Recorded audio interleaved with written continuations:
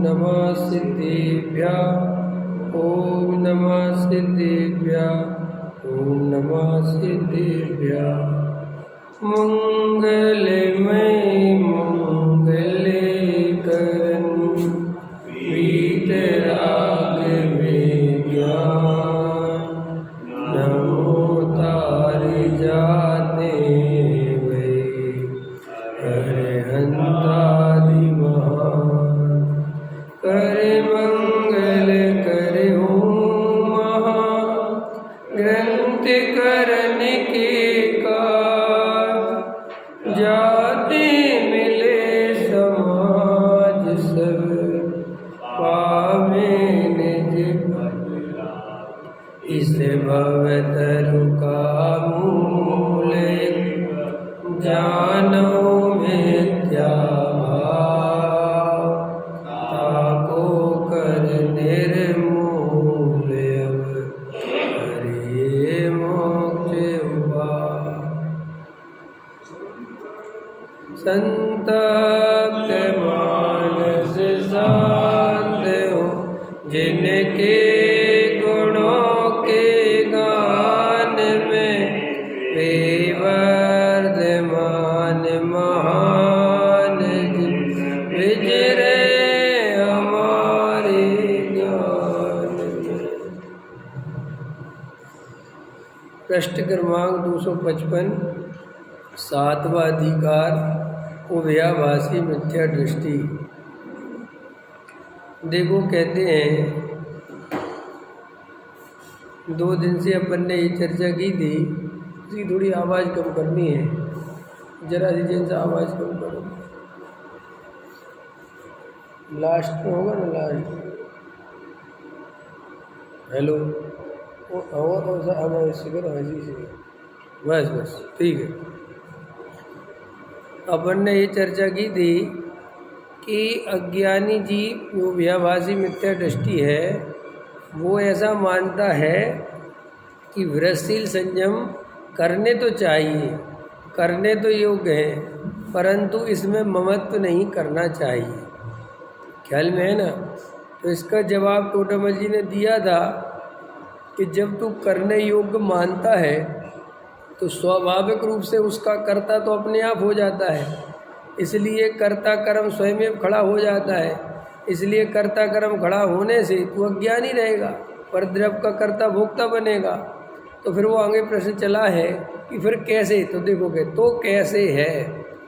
बाह्य वृत्तादिक हैं, वे तो शरीर आदि पर द्रव्य के आश्रित हैं, पर द्रव्य का आप कर्ता है नहीं, इसलिए उसमें कर्तृत्व बुद्धि भी नहीं करना और वहाँ ममत्व भी नहीं करना। देखो क्या ख्याल में है ना? वृत्तादिक हैं, वे किसके आश्रित हैं? शरीर आश्रित हैं। प्योर शरीर की क्रिया है, जड़ की क्रिया है, उसका कर्ता धर्ता आत्मा बिल्कुल भी नहीं है। शरीर में जो भी क्रिया होती है वो उसकी अपनी योग्यता से होती है, जीव उसमें कुछ भी नहीं करता। पर द्रव्य का आप करता तो है नहीं, इसलिए उसमें कर्तृत्व बुद्धि भी नहीं करना और वहाँ ममत्व भी नहीं करना। ख्याल में है ना? तथा वृत्तादि ग्रहण त्याग रूप अपना शुभोपयोग है, वह अपने आश्रित है, उसका आप करता है, इसलिए उसमें कर्तृत्व बुद्धि भी मानना और वहाँ ममत्व भी करना। परंतु इस शुभोपयोग को बंध का ही कारण जानना, मोक्ष का कारण नहीं जानना, क्योंकि बंध और मोक्ष के तो प्रतिपक्षी बना है। इसलिए एक ही भाव से पुण्य का बंध का भी कारण हो और मोक्ष का भी कारण हो, ऐसा मानना भी भ्रम है। 2 बातें हैं, एक तो है जड़ की क्रिया और एक है अपने अंदर चलने वाले भाव। तो भाव भी शुभ भाव और अशुभ भाव, भोजन आदि करने का भाव, विषय भोग भोगने का भाव, ये है अशुभ भाव, और उनको छोड़ने का भाव ये है शुभ भाव। ठीक है, इतनी बात। तो अब इसमें से जो भाव है उसका कर्ता तो आत्मा है, उसको तो आत्मा ने किया, लेकिन जो बाहर में क्रिया हुई चाहे वो छोड़ने रूप क्रिया हुई और चाहे ग्रहण करने रूप क्रिया हुई, उसका कर्ता जीव नहीं है। ऐसा समझ लो, अपन पूजन करने आए तो पूजन करने का भाव अपना, लेकिन जो इस थाली से उस थाली में सामग्री चढ़ाई, जो यहाँ से वहाँ चावल गए, उनका कर्ता जीव नहीं है। वे चावलों की अपनी योग्यता थी तो वे यहाँ से वहाँ गए। जिन चावलों की योग्यता नहीं थी वे थाली में ना जाके नीचे गिर गए, पकड़ में आई या हाथ से खिसक गए, पकड़ में आई कि नहीं आई। तो अब वहाँ पे तुम्हें दृष्टि मजबूत करनी पड़ेगी कि मैंने सामग्री नहीं चढ़ाई, मैंने सामग्री चढ़ाने का भाव किया और वो भाव बंध का कारण है। अकेला ये नहीं कि वो भाव का भी क्या स्वरूप है। इस भाव से मुझे पुण्य बंध हुआ है तो मुझे मोक्ष मिलेगा कि स्वर्ग मिलेगा, मैंने पुण्य की सामग्री मिलेगी कि मोक्ष मिलेगा। क्लियर होगी? दो बातें क्लियर। एक तो जड़ की क्रिया के कर्ता बनना नहीं, ठीक है। दूसरी बात, वो जो भाव किया है पूजा करने का, वो स्वभाव बंध का कारण है, ये जानना, ये मानना। उसे धर्म का कारण, मोक्ष का कारण बिल्कुल भी मत मानना। तो अगर अपन जड़ की क्रिया के कर्ता बनेंगे तो भी मिथ्या दृष्टि रहेंगी, शुभ भाव को मोक्ष का कारण मानेंगे तो भी मिथ्या दृष्टि रहेगी। अब अपन देखो वर्तमान में अपनी क्या हालत है। एक तो अधिकतर जीवों को जड़ की क्रिया आत्मा ने नहीं करी, ये ही श्रद्धान नहीं है। ये श्रद्धान है कि जड़ की क्रिया करे बिना कैसे हो जाएगी। जब हम सामग्री इस थाली में से उस थाली में उठा के डालेंगे तभी तो जाएगी, बिना उठा के चली जाएगी? बताओ, चली जाएगी तो बताओ। अब यहाँ तो बोलते हो कि नहीं जाएगी, यहाँ तो अपन क्या बोलते हैं कि नहीं साहब वो तो सच्ची बात है, अपने आप परिणमन हो रहा है, लेकिन अंदर की मान्यता टटोलो। अंदर से तो यही आवाज़ आती है कि भाई साहब पूजा करेंगे, सामग्री चढ़ाएंगे तभी तो चढ़ेगी, अपने आप कैसे चढ़ जाएगी? आज तक कोई सामग्री अपने आप चढ़ी हो तो बताओ, चढ़ी है? कोई अपने आप चावल उठ के दूसरी थाली में गए? नहीं गए। तो देखो ना, साफ साफ तो दिख रहा है कि मैं करता हूँ तो होता है। अब इसी का नाम है निमित्त नैमित्तिक संबंध। क्या इसी का तो है? अगर जो निमित्त नैमित्तिक संबंध नहीं होता और चावल अपने आप जाने लगते तो बहुत सरल था। फिर क्या समझाना? फिर तो सारी दुनिया कह देती है अपने आप हो रहा है।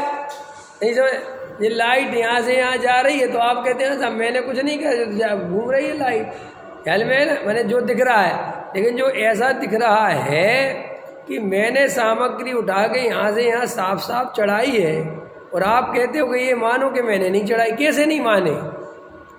अपन क्या करते इसमें गलती? अपन इसमें गलती ये करते हैं कि मान्यता तो यही बना के रखते हैं कि मैंने चढ़ाई, और समय सार जी के आधार से, आगम के आधार से बोलना ये सीख जाते हैं कि मैंने नहीं चढ़ाई। पकड़ में? घर गृहस्थी का कर्ता कौन है? तो अपन बोलते हैं कि मैं करता नहीं हूँ। समझ में? क्या बोलते हैं अपन? बताओ।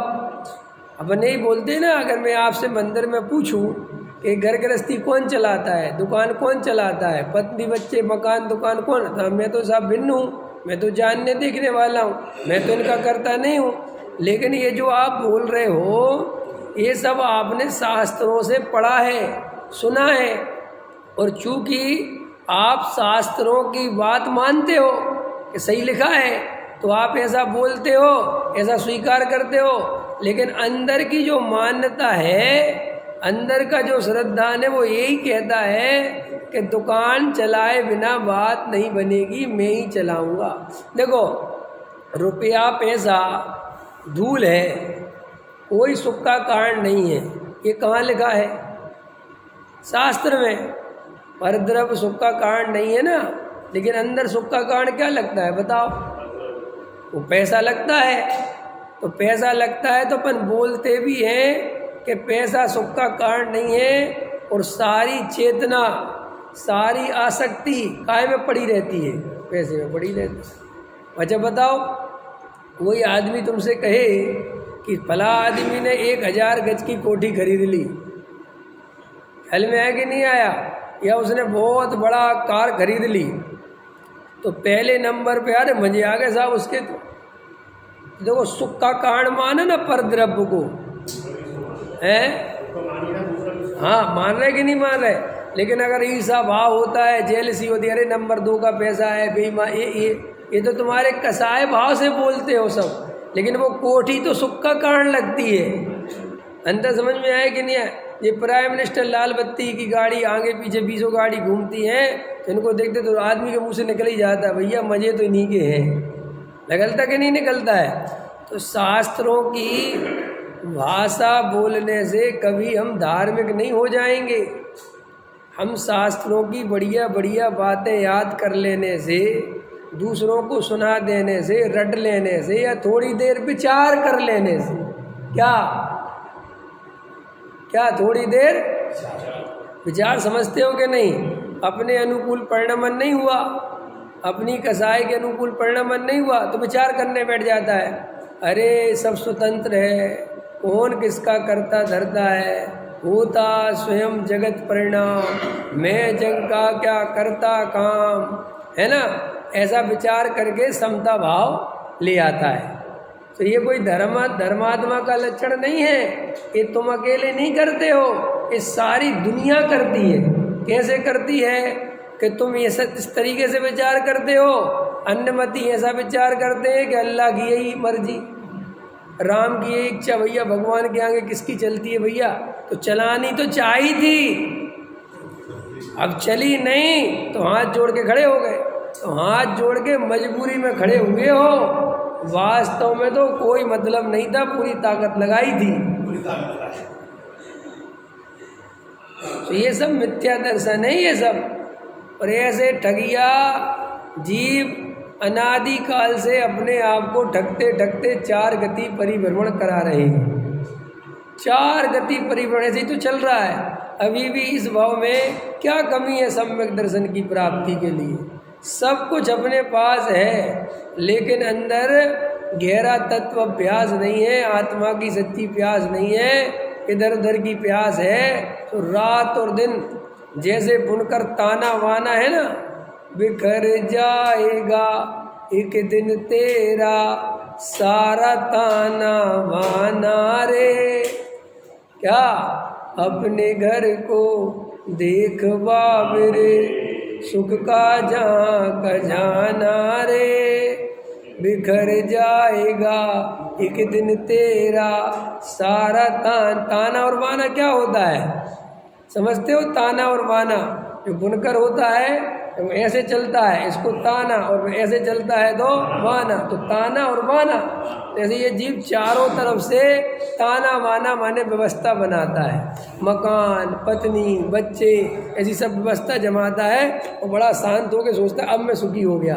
और इतने में क्या होता है, आयु कर्म पूरा होता है तो चला जाता है। समझ में आया? क्या है? मिट्टी का मन, मिट्टी का तन, मिट्टी की राजधानी है, मिट्टी भरा बिछोना तेरा, मिट्टी की तेरी कहानी है। इस सारी कहानी किसकी है?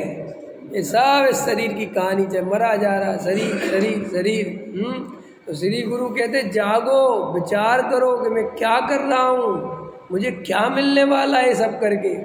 देखो कल गुजरात में 16,000 ऑपरेशन करे थे उसने हार्ट के।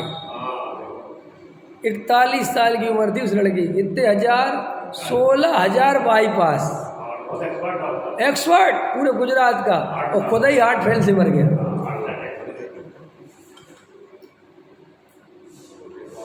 अब बोलो, बिखर जाएगा एक दिन तेरा सारा ताना। अब बोलो, जो इतना हार्ट स्पेशलिस्ट था उसको खबर नहीं पड़ी कि मुझे हार्ट अटैक आने वाला है? तुम होशियारी मारते हो। अरे जे आयु कर्म कोई ये मत सोचो कि हम सही चल रहे हैं, अभी तो हम 10 साल जिएंगे। अरे मूर्खतापूर्ण बात है ये, बिल्कुल ये अज्ञानी की घोर मिथ्या कल्पना, महाघोर मिथ्या कल्पना। बैठे बैठे चले जाओगे और ये सब जो होशियार चंद बन रहे हो ना, ये सब यहीं पढ़ा रह जाएगा। ये सब मायाचारी, झूठ भरे, छल कपट, ये सब कर्म बंद करा रहे हैं मुफ्त में। और जरा जरा से पदों की लालसा, मान कसाई की लालसा, पैसे की लालसा, भोगों की लालसा है भाई। श्री गुरु कहते विचार करो। क्या विचार करें कि मैं सम्यक दर्शन की प्राप्ति का सच्चा उपाय पता होने पर भी सच्चा उपाय क्यों नहीं करता? क्यों ये परद्रव्य में रात और दिन मुंह मारता रहता हूँ? विचार करो ना। श्री गुरु हमें विचार कराते हुए कहते हैं कि देखो, ये जड़ की क्रिया का कर्ता आत्मा नहीं है। ये बात शास्त्रों से पढ़ लेने मात्र से समझ में नहीं आएगी, और आगम के वजन से, आगम के भार से, तर्कयुक्ति की मार से, गुरुओं के उपदेश से तू मान भी लेगा कि मैं परद्रव्य का कर्ता भोक्ता नहीं हूँ, लेकिन अंदर तो श्रद्धा यही रहेगी कि मैं परद्रव्य का कर्ता भोक्ता हूँ, मेरे बिना काम नहीं चलता।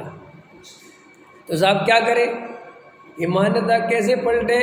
चौथी लाइन, स्वानुभव में जाओगे, ज्ञायक पे दृष्टि करोगे, ज्ञान स्वभावी आत्मा पे नजर ले जाओगे, तो वहाँ बैठ के दिखाई देगा होता स्वयं जगत परिणाम, मैं जग का क्या करता काम। उसके लिए होश में रहना जरूरी है। क्यों रहना जरूरी है? कि बेहोशी में रहोगे तो कुछ पता नहीं चलेगा कब क्या आया। समझ में आया? जैसे यहाँ से अपन सफ़र करें गुजरात का या कहीं का भी करें, इंदौर जाएं, कहीं पे भी जाएं, तो रास्ते में स्टेशन पड़ेंगी। तुम्हारी रात की ट्रेन है, शाम को 8 बजे की ट्रेन है, सुबह 7 बजे पहुँचेगी, और तुम 8 बजे ट्रेन में बैठे हो, 9 बजे सो गए। तो मेरा प्रश्न है, रास्ते में अरविंद जी वो स्टेशन पड़े होंगे कि नहीं?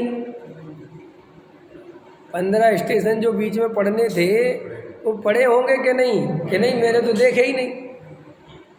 तो भैया तुम्हारे देखने से कुछ नहीं होता। वहाँ गाड़ी रुकी थी, 3-3 मिनट रुकी रही, सवारी उतरी, सवारी चढ़ी, सब सीट पे बैठे, कि मेरी तो नींद लगी रही, तो लगी रही होगी। ऐसे ही जीव कहता है मैंने तो नहीं देखा, मुझे तो ऐसे ही लगता है कि सब करता भोगता है। अरे भाई तू बेहोश है, होश नहीं है, तुझे समझ में नहीं है। तूने निमित्त नैमित्तिक संबंध को ही कर्ता कर्म संबंध समझ रखा है। संबंध कौन सा? निमित्त नैमित्तिक। और मानते क्या है? कर्ता कर्म। रमेश जी, दुकान जो चलती है, जो मकान बनता है, ये पुण्य के उदय से बनता है कि अपने करने से बनता है? बोलो, काय से बनता है? कोई कह रहा पाप के उदय से बनता है। बराबर। ऐसा पाप छोड़ क्यों नहीं देते? ऐसा पाप छोड़ दो। अरे गजब है। उसके लिए कहते समय आएगा जब छोड़ देंगे, और पैसा कमाने दौड़ते हैं, तब नहीं कहते समय आएगा तो आ जाएगा। उसके लिए मेहनत करता है, इस छोड़ने के लिए कोई मेहनत नहीं करते। पकड़ में आया? विचार करो। टोडामल जी साहब, अभी मैं पहली लाइन पे ही चल रहा हूँ कि कर्तृत्व नहीं छोड़ते। इसलिए अभी जो अपन जो शास्त्रों से जो पढ़ पढ़ के सीख गए हैं ना, और बड़े खुश होते रहते, बड़े खुश होते रहते। अरे भैया ये मिथ्या दर्शन ही है, अभी सम्यक दर्शन नहीं हुआ है। ये तो शास्त्रों से पढ़ के सीख गए। 6 द्रव्य 7 तत्व 8 कर्म 9 पदार्थ 10 धर्म 4 अभाव। समझ में आया? एक द्रव्य दूसरे द्रव्य का कर्ता धरता नहीं है, द्रव्य गुण पर्याय सब सीख लिया। 6 उपसम ज्ञान में सेट हो गया बार बार सुनने से। तो ऐसा भ्रम पालता है कि मुझे तो वस्तु स्वरूप सब कुछ आता है, मुझे तो भाई साहब सब वस्तु स्वरूप जानने से। जो श्रद्धा विपरीत हो और 6 उपसम ज्ञान के आधार से सही भी जानता हो, तो वो जानना नहीं कहलाता। क्या कहा मैंने? देखो समझो मेरी बात, जहर खा रहा है और कह रहा मैं जानता हूँ कि इससे मर जाएंगे, तो तू समझता नहीं, फिर अभी मरने का समझता नहीं, अर्थ नहीं समझता। अगर मरने का अर्थ समझता तो जहर नहीं खाता। डॉक्टर साहब इसके लिए उदाहरण देते हैं कि एक देखो हैं और थे में कितना फर्क पड़ जाता है? अभी तक कहते थे देते हैं, पर अब कहते देते थे। हैं और थे के बीच में कितना फर्क, कितना खतरनाक फर्क है माने यही है और थे माने गया, और कितना लंबा गया है। अब अनंत काल अपन को डॉक्टर साहब देखने थोड़ी मिलेंगे, ख्याल में है नहीं? ओहो, विचार करो। तो वो समझाते थे कि एक बच्चा है छोटा सा, 2 साल का 3 साल का, और वो खेल खेल रहा है कोई, और उसकी माँ मर गई। तो उससे आया कोई और बोले चलो जल्दी चलो घर। बोले क्या हुआ? बोले तेरी माँ मर गई। क्या हो गया? तो वो कहता मर जान दो। वो क्या कहता है? मर जान दो, क्या दिक्कत है? वो फिर खेलता है, अरे भाई तेरी माँ मर गई। तो वो कहता है हाँ सुन लिया, मेरी माँ मर गई, कोई बात नहीं, मर गई तो क्या हो गया? इसका अर्थ क्या है कि अभी ये मरने का अर्थ नहीं समझता। शब्द तो याद कर लिया कि मर गई, और बोल भी रहा है कैसा मर गई। तो उसके दूसरे उस व्यक्ति ने कहा कि बेटा मरने का मतलब समझते हो? कह रहा हाँ समझता हूँ ना, मेरी माँ तो रोज ही मर जाती है। कि कैसे? कि जब मैं उसकी नहीं सुनता तो वो कहती मैं मर जाऊँगी, मैं मर जाऊँगी, तो मर गई होगी, उसमें क्या है? और अभी जाके सुन लूँगा तो सही हो जाएगी। बराबर है। ऐसे ही हम सब इस पर्याय में आत्मा की बातें सुनते हैं, आत्मा की बातें करते हैं, लेकिन अंदर भाव भाषण नहीं करते कि ये कितनी महत्वपूर्ण बात है। और अगर मैंने अपने को आत्मा नहीं देखा, अपने को शरीर संयोग आदि रूप मानता रहा, तो 84 लाख योनियों में कहाँ चला जाऊंगा कुछ पता नहीं। और ये स्वर्ग आदि के चक्कर मत सोचो, ये स्वर्ग चले जाएंगे। अरे हम अगर मिथ्या दृष्टि बनी रहे और यही आसक्ति बनी रही तो स्वर्गों में जाके तो ऐसी आसक्ति से विषय भोगों में चिपकेंगे, ख्याल में है कि नहीं आया, कि सीधा मर के एक इंद्री की पर्याय में पहुँच जाएंगे। तो स्वर्ग अकेला मत देखो, स्वर्ग के साथ वो एक इंद्री की पर्याय भी देखो, क्योंकि मिथ्या दृष्टि जीव जब स्वर्ग आदि में जाता है तो वहाँ गारंटी से अति आसक्ति भाव से चमक जाता है। ख्याल में है ना? प्राप्त देवगति में सुख मिलते ना, अनुकूलता मिलती है, और भोगों का बहुत लालची है। अपन रात और दिन भोगों के तो अभिलाषी, और काय के अभिलाषी? बताओ, रात और दिन क्या चाहते हो? वो कई तरह के भोग चाहते, पर एक तरह के भोग नहीं चाहते, और सारे उपाय करते उन भोगों, और वे देवगति में मिलते हैं तो जैसे ही मिलते हैं तो एकदम चमक जाता है, गहराई से पकड़ लेता है, और वहाँ ऐसा काल बीतता है पता ही नहीं चलता। लोगों को लगता देवगति का आयु कितना लंबा है, कुछ नहीं। अभी इस मनुष्य पर्याय में इतनी उठापटक हुई अपने साथ, हुई कि नहीं हुई? तो अभी इस मनुष्य पर्याय के ही 50 वर्ष 60 वर्ष कब चले गए पता ही नहीं चला, जबकि कितनी मुसीबतें हैं इस मनुष्य पर्याय में, है कि नहीं?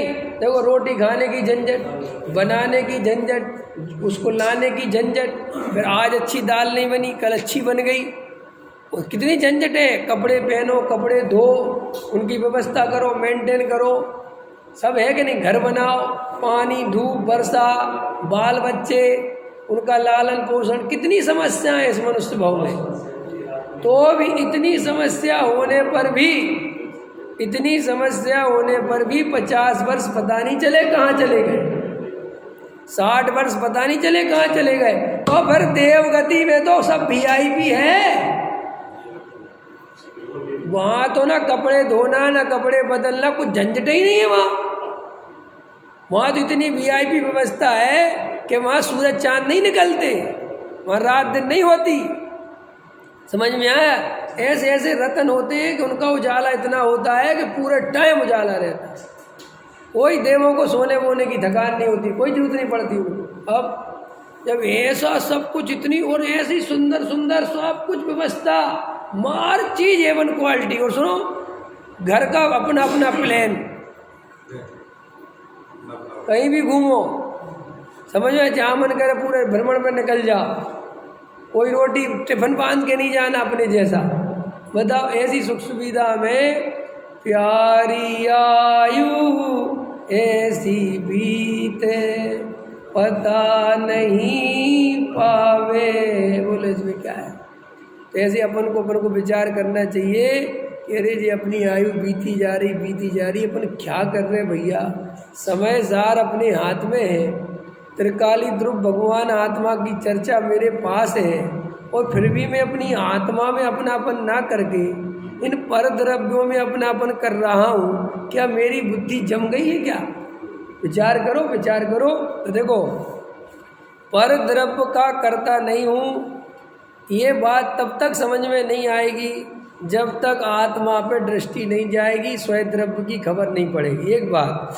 अब दूसरी बात, बहुत सारे लोगों की मान्यता ये रहती है, दोनों को लिया टोडामल जी ने, कि बात ये तो ठीक है साहब, हम जड़ की क्रिया तो नहीं करते, लेकिन जो दया दान व्रतादिक के परिणाम है वे तो हमारे हैं ना, वे तो हाँ के बिल्कुल ठीक है। टोडामल जी कहते ठीक है वो तुमने करे, लेकिन वे पुण्य बंद हैं, उनसे बंद होगा, उनसे धर्म नहीं होगा, वे धर्म के कारण। लेकिन अपन अभी इस पर भी विचार करो, ये दया दान पूजा भक्ति को सच बात बताओ, सुख का कारण धर्म का कारण मानते हैं कि नहीं मानते? देवेंद्र जी बताओ, मानते कि नहीं मानते? बताओ ईमानदारी से बताओ। अभी मैं सिद्ध करके बताऊंगा कि मानते हो कि नहीं मानते। बोलो कि कैसे? हम तो नहीं मानते, हम तो बंद का। अरे बंद का कारण माने तो उसमें दुख लगे। क्या परिभाषा है? अगर तू दया दान पूजा भक्ति को बंद का कारण मानता है तो तुझे दुख लगना चाहिए, लेकिन तुझे तो दया दान पूजा भक्ति का कोई दुख नहीं लगता। और हिंसा झूठ चोरी कुशील का दुख लगता है। तो हिंसा झूठ चोरी कुशील का दुख लगा, क्यों लगा दुख? बताओ क्यों लगा दुख? क्योंकि ये अशुभ बंद है, पाप बंद गया होगा, इसके फलक में नरक जाना। तो देखो बंद से डरा ना, लेकिन कौन से बंद से डरा? नरक आदि के भय से। इसलिए हिंसा झूठ चोरी कुशील से बचता है, ख्याल में है ना? और हिंसा झूठ चोरी कुशील से ही बचता है। और सही पूछो तो केवल हिंसा से बचता है। और हिंसा से भी क्यों बचता है पता है? उसका भी खतरनाक उत्तर है मेरा, क्योंकि हिंसा से किसी भी प्रयोजन की सिद्धि नहीं होती। एक बात तो चींटी जारी मार दूंगा तो क्या मिलेगा मुझे? चींटी जा रही है, अगर मैं मार दूंगा तो क्या मिलेगा मुझे? मतलब पाप की बात नहीं है। अभी दूसरी तरह है, तुम्हें ऐसा लगता है कि ये छोड़ दो, ये तो बड़ी एक अच्छी बात नहीं है, क्योंकि तुम्हें इसमें कुछ फर्क नहीं पड़ता, लेकिन तुम झूठ बोलना नहीं छोड़ते। खतरनाक है। हाँ, क्योंकि झूठ बोलने में होता है, झूठ बोल दूंगा सच बोल दूंगा तो काम बिगड़ जाए, तो झूठ बोलो दबा के। तो खूब झूठ बोलता है, मायाचारी करता है, जबकि ऐसा तो शास्त्र में नहीं लिखा कि हिंसा बड़ा पाप है और झूठ झूठ थोड़ा पाप है। तो बराबर हिंसा झूठ चोरी कुशील परी करे सब पाप लिखे, लेकिन वहाँ झूठ खूब बोलता रहता है, पकड़ में आलू छोड़ देता है कि क्यों? हिंसा होगी। आसान है ना, आसान इसलिए उसके बदले केला खा लेंगे। केला तो है, आलू के समोसे नहीं तो केले के समोसे, समझ में आएगी? ये व्यवस्था तो ठीक है। तो इसको क्या होता है, इसको इसमें मजा आता है। ये बहुत बदमाशी है ना, बनियाई बुद्धि है ना ये सब। ये कोई धार्मिक बुद्धि के लक्षण नहीं है, ये सब बनियाई बुद्धि, हिसाब किताब लगाता है। ये जो बहुत त्याग व्रत कर देते ना, त्याग व्रत में कुछ दम ही नहीं है। वो तो बहुत आसान है कि क्यों कि इसके बदले कर लेंगे, चलो कि साहब इसके बदले ये नहीं करेंगे तो मान का पोषण करेंगे। त्याग व्रत करेंगे तो लोग सम्मान देंगे, कहीं ना कहीं तो प्रॉफिट है ही ना, लॉस तो नहीं है ना बिल्कुल। समझ में आया कि नहीं आया? तो इसलिए ये जैनी लोग हिंसा का त्याग बहुत कर देते हैं। समझ में आया ना, कि किसी जीव को नहीं सताएंगे, होशियार है ना, किसी जीव को नहीं सताएं। लेकिन ये परिग्रह जोड़ोगे, ये मकान बनाओगे 4-4, ये क्या बिना सताए बन जाते हैं क्या? हाँ बराबर है, द्रव्य हिंसा का ही त्याग करता है भाव हिंसा, क्योंकि भाव हिंसा तो वही है ही जो अंदर चल रहा है, वो राग देश ख्याल में है ना। हाँ बिल्कुल ठीक बोल रहे हैं। नहीं अभी अपन ने ये पॉइंट आपके सामने रखा है, आप विचार करो। बड़े उससे कहता है हम साहब किसी जीव को नहीं सताते, हम बहुत अहिंसक हैं। अहिंसक बिल्कुल सही। मुझे 4 मकान बना रहे हो, ये 4 कोठियाँ तैयार कर रहे हो, जो हिंसा से तैयार होती कि अहिंसा से? और वो वाली अहिंसा हिंसा नहीं कि अनछने पानी वाली, जो तुमने इसको जोड़ने में, जो पैसा इकट्ठा करने में जो लोगों को ठगा है, हाँ ब्याज लेते हो, ये सब क्या है? अनछने पानी से बड़ा पाप है अनैतिक पैसा कमाना है। बोलो 2 रुपए की चीज 10 रुपए में बेच दी गरीब आदमी। तुम क्या सोचते हो? तुमने कहा हमने गरीब को थोड़ी बेची, हमने तो व्यापारी को बेची। तो अरे अंतगतवा तो वो व्यापारी भी किसको बेचेगा? कोई गरीब आदमी को। सारा भार किस पे पड़ना है? वो गरीब पे ही तो पड़ना है, व्यापारी पे कोई भार नहीं पड़ता। अरे तुमने मुझे 2 रुपए की चीज़ 10 रुपए बेची, मैं आगे कितने की बेच दूंगा? 12-13 रुपए की। मैं भी कमाया, तुम भी, लेकिन बेचारा जो उसका कंज्यूमर, जो उपभोक्ता है, मरेगा तो नहीं। समझ में आया? किसान का माल सस्ते में खरीदा व्यापारी ने, क्या करते गांव देहातों में? किसान का माल, अब वो बड़े लेवल पे भी होता है, छोटे लेवल पे भी होता है, वो बेचारा दिन भर गेहूँ बीनता रहा।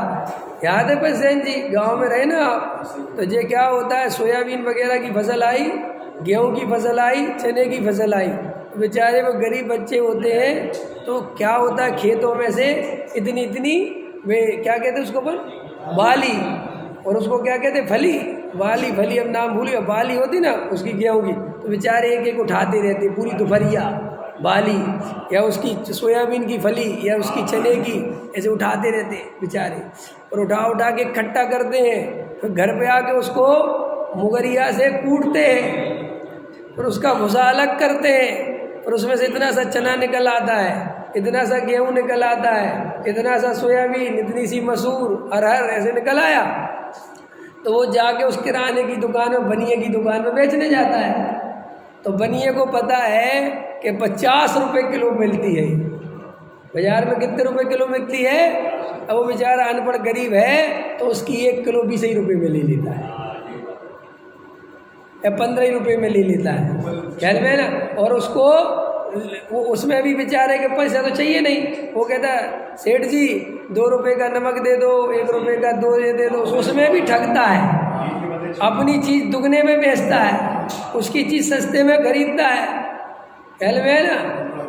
यही सब बनिया व्यापार कर करके शहरों में आए जोड़ जोड़ के, पर यहाँ आके चौधरी बन गए। समझ में आया? ये सब क्या अपने को बहुत ईमानदार समझते हो? ये असली पोल खोलो तो सब पता चल जाएगा, ये है असली है। और अपने को समझते हो बहुत होशियार, हम तो बहुत न्याय नीति। काहे की न्याय नीति? पानी छान छान के पीने से धर्मात्मा नहीं हो जाते हैं। वो तो मोदी जी भी दे रहे हैं सब सुविधा।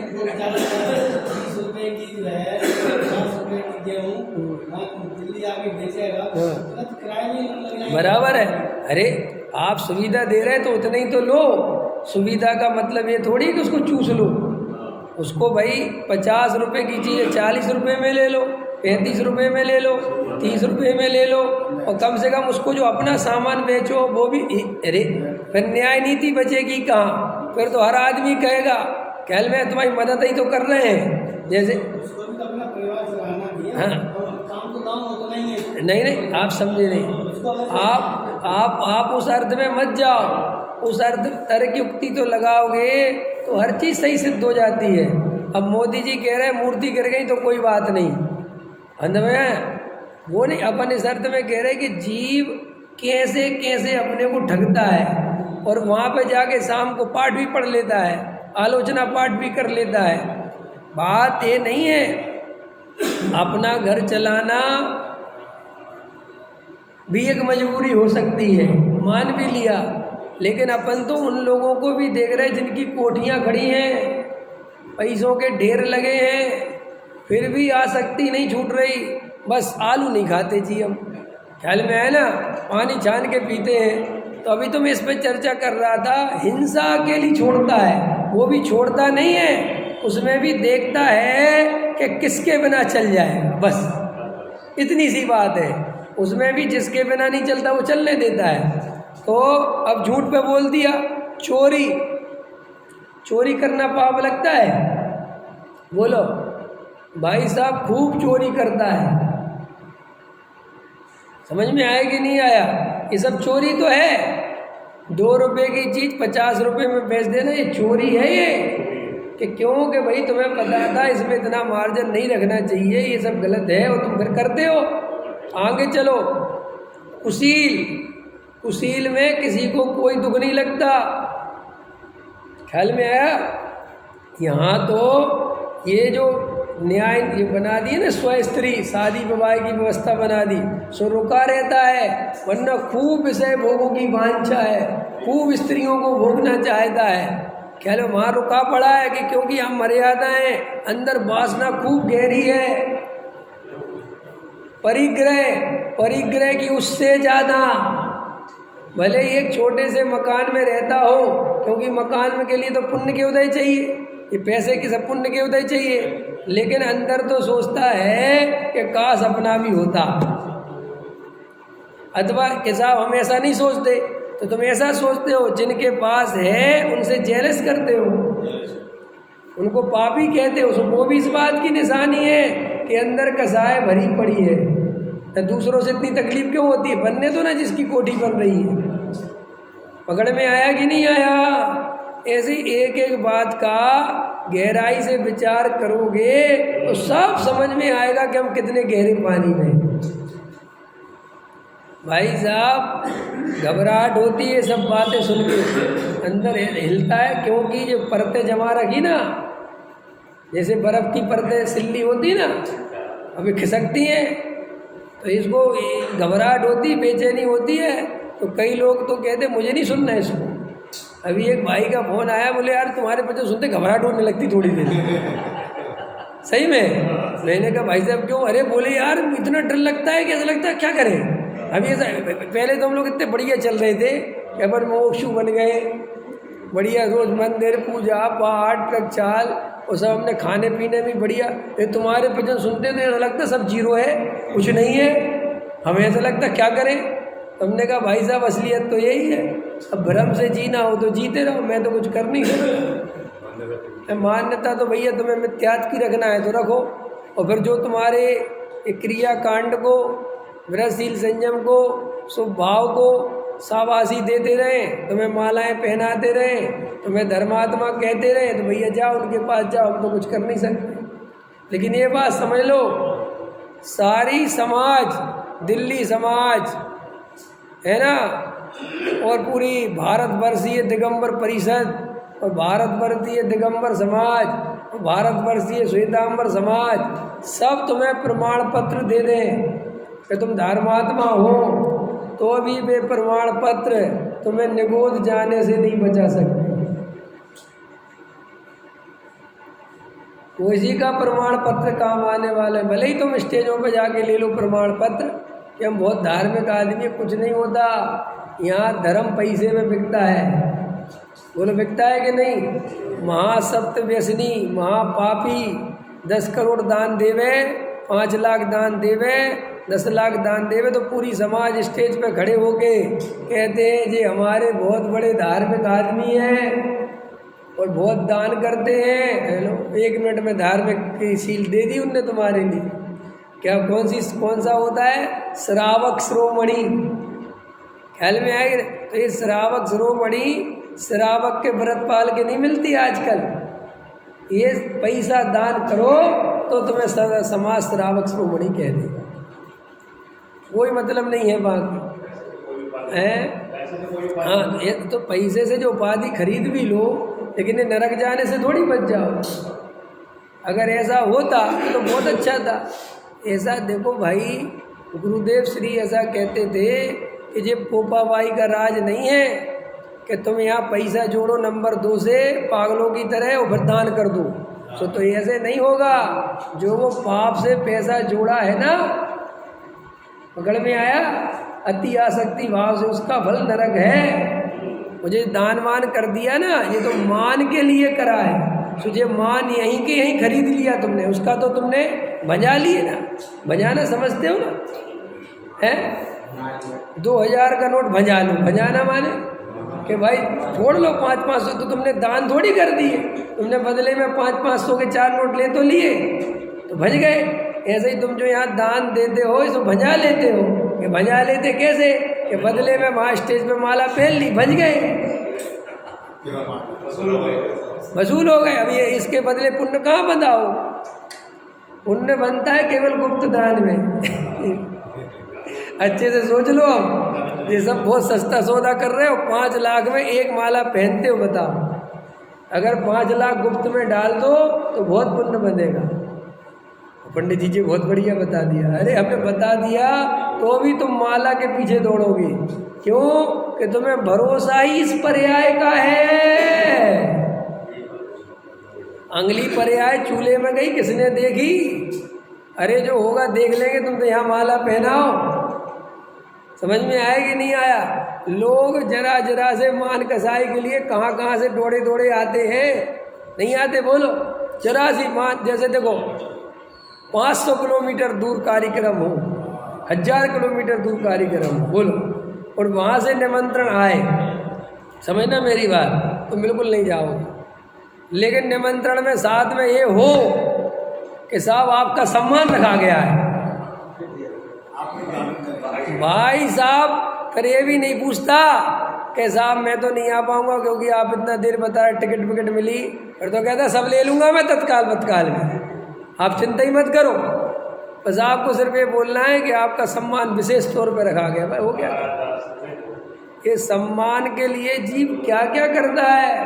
अब चलो एक सम्मान का उदाहरण दे दिया, अब चलो दूसरा चलो कि भैया 10 किलोमीटर दूर ही, 5 किलोमीटर दूर ही समय सार की बहुत सुंदर चर्चा चल रही है आत्मा की। अरे वो तो हमने बहुत सुनी।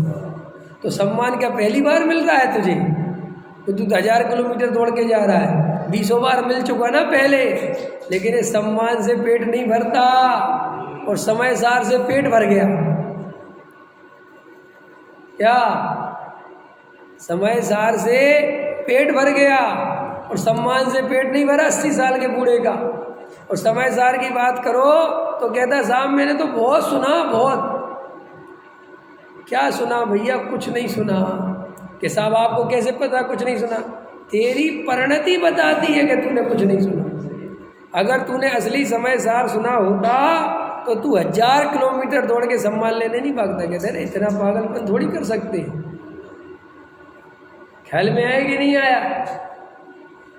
बोलो, अंदर विचार करो तो पता चलेगा।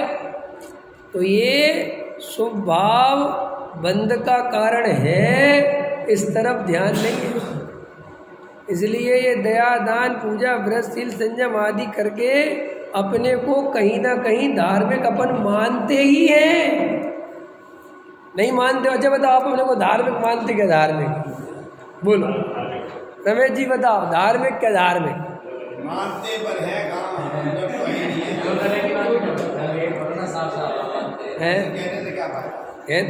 जो कहने से फायदा, हर जगह फायदा और नुकसान। हम तो सिर्फ ये पूछ रहे हैं, सिर्फ ये बताओ अपने को आप धार्मिक मानते हो? धार्मिक, इतना जवाब। अपने को धार्मिक नहीं मानते, वेरी गुड। ये देखो धार्मिक है मुझे मानते हैं, बराबर है कि नहीं? और बोलो। अरे कोई बात नहीं, अब हो तो गई। तुम बताओ, तुम अपने को धार्मिक मानते कि चलो अभी तो तुम थोड़ा बहुत अपने को धार्मिक मान भी लोगे। चलो मान भी लिया मैंने, कि हाँ मैं धार्मिक हूँ, लेकिन अभी तुम्हारे सामने हिंदू मुसलमान खड़ा करूँगा, श्वेतांबर खड़ा करूँगा, अपने आप कहोगे मैं तो धार्मिक हूँ जी, इनको कुछ धर्म की खबर नहीं है। देखो अब भी धार्मिक हो गए ना। तुम क्या समझ रहे हो? अभी तुम भले ही हमारे बीच में बैठ के कहोगे, लेकिन अभी उनके सामने खड़ा करते ही व्यवहारियों, अरे साहब हम इनसे तो लाख गुने अच्छे, ये तो घृत मिथ्या दृष्टि। इन लोगों को गुरुओं का स्वरूप ही पता नहीं। चाहे जिस महाराज को मानते हैं वो गुरुओं को घृत मिथ्या दृष्टियों को नमस्कार करते, करोगे कि नहीं कहोगे? हम तो साहब सर कट जाए लेकिन गुरुओं के सामने अपन नहीं झुकते। अब समझ में आ गया?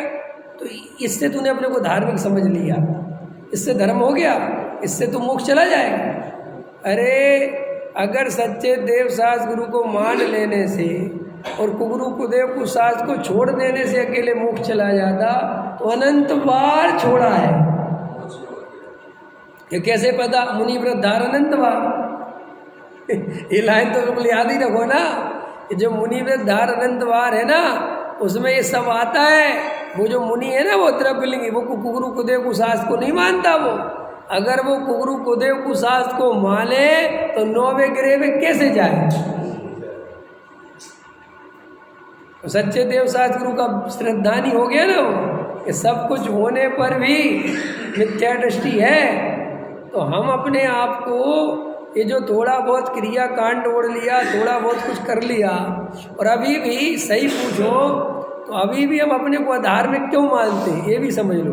एक तो मैंने एक बहुत आपको उदाहरण दे दिया कि अगर दूसरा खड़ा करे तो धार्मिक हो जाए, और अभी भी हम अपने को जो धार्मिक मानते उसका कारण पता क्या है? मिथ्या दर्शन के कारण नहीं मानते, कि हमारे अंदर विपरीत मान्यता है, इसके कारण मैं अधार्मिक हूँ, ये नहीं है हमारा। हम इसलिए मानते हैं कि हम खाने का राग नहीं तोड़ते, हम घर गृहस्थी में रहते हैं, हम कमाने जाते हैं, पैसे की आसक्ति बहुत है, इसके कारण अपने को अधार्मिक मानते हैं।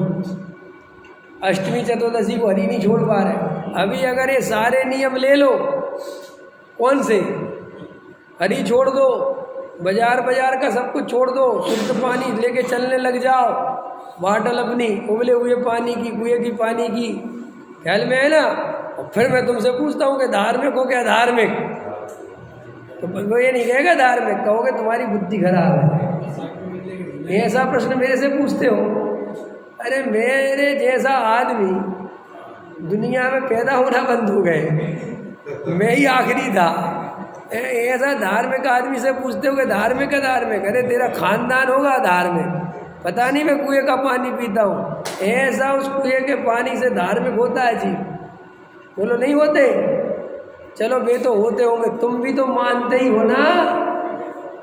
मैं आपसे किसी से कहूँ ये आदमी, अरे साहब आपको पता है बहुत धार्मिक आदमी है, क्या कारण माना धार्मिक? ये साहब ऐसे है, ऐसा एक बार भोजन करते हैं, ऐसा बिल्कुल हाथ का बना हुआ, चक्की का पिसा हुआ, ये वो सब ऐसा सब, ये हमारे धार्मिक होने के लक्षण हैं ये सब बाहरी।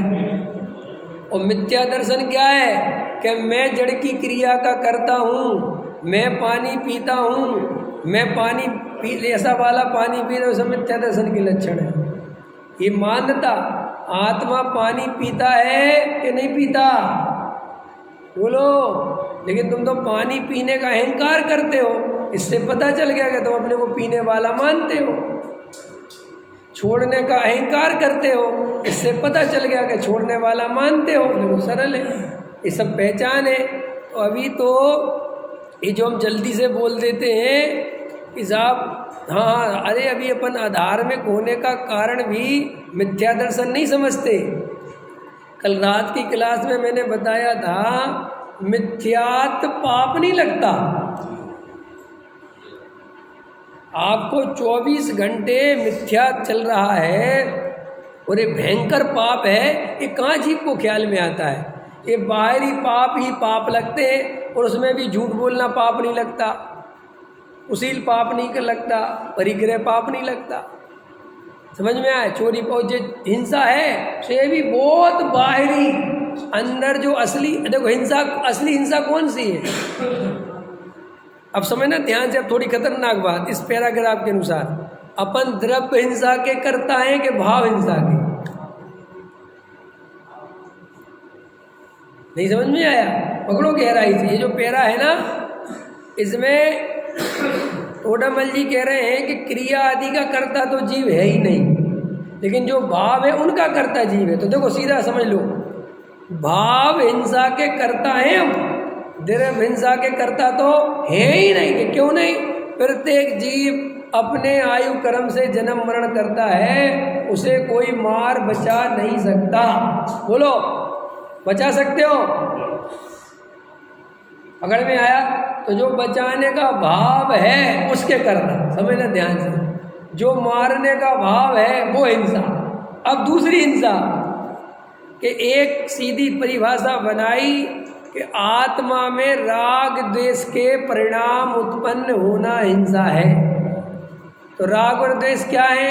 ये अच्छा ये बुरा, ये अच्छा ये बुरा, ये अच्छा ये बुरा, रात दिन यही चलता है ना, इसी तरीके से सोचते हैं ना। तो ये मैं रात दिन हिंसा कर रहा हूँ, ये लगता है? तुम बैठे बैठे प्लानिंग कर रहे हैं, यार वहाँ दुकान लेंगे 2 लाख रुपए गज मिल रही है, अगर वहाँ पर ले लेंगे भाई साहब 6 महीने में ना गारंटी दे रहा हूँ 2.5 लाख रुपए गज हो जाएगी। आपको लग रहा है आप हिंसा कर रहे हैं? ये जो आपके अंदर धारा चल रही है, हमें लग रहा है कि हम हिंसा कर रहे हैं? बताओ, अच्छा लग रहा हो तो बताओ, एक बार भी लगा हो तो बताओ। अपन परिग्रह के बारे में चिंतन कर रहे हैं, और परिग्रह का चिंतन आर्तरोध्य ध्यान, समझ में आए? एक बार भी लगता है कि हम हिंसा कर रहे हैं? हमारी हिंसा के नाम पर भी कितनी स्थूल दृष्टि है, कितनी स्थूल, जिसे शास्त्रों में कहा कि तुम उसके कर्ता ही नहीं हो। नहीं समझ में आया? एक मेरे पैर के नीचे चींटी मर गई, उसके लिए तो मैं 9 बार लवकार मंत्र पढ़ रहा हूँ। नहीं समझ में आया? अरे रे रे रे रे, जबकि वो तुमने मारी नहीं। रियलिटी तो ये है, क्योंकि उसका तो आयु कर्म पूरा था, उसे किसी ना किसी निमित्त से मरना था, तो मर गई बोलो। उसके लिए तो तुम पढ़ते हो 9 कर्म 9 बार लवकार मंत्र। और जो अंदर मकान की, दुकान की, बच्चों की जो प्लानिंग चल रही है, तो आर्तरोक्त ध्यान चल रहा है, उसके लिए कभी नमोकार मंत्र पढ़ते हो? आज मैंने 1 घंटे मकान के बारे में सोचा, तो नमोकार मंत्र पढ़ना चाहिए कि नहीं पढ़ना चाहिए? रात में मेरे को 2 घंटे नींद नहीं आई, मैं पर द्रव्य के चिंतन में मग्न रहा, तो लगता है कि नमोकार मंत्र पढ़ूं?